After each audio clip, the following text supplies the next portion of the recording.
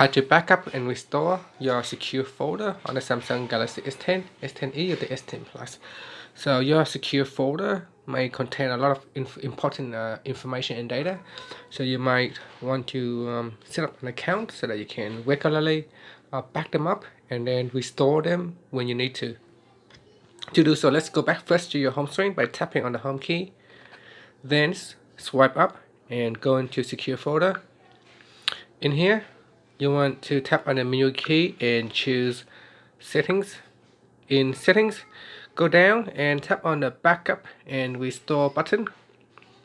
In here, tap on add account, and I'm just going to use my test account, so I'm going to put in the password. So hopefully I get the right password here, and then I will tap on sign in button. So now it's trying to sign in, and I'm going to agree to all and tap on next. So now it's signing in and I need to verify my phone number. Okay, so I got the code. I'm going to verify. Okay, so now I'm in. So I'm to I will register. I will skip the biometrics this time, and I can register next time. And I'll just close that. And that's it. So it's got cloud storage there. I already used up 15 gigabytes, so I got actually 0 bytes left. But if you have space, you can perform backup, and this is only backing up within your secure folder. So you can see here you can back up secure folder data. Tap on that, and then what can you back up?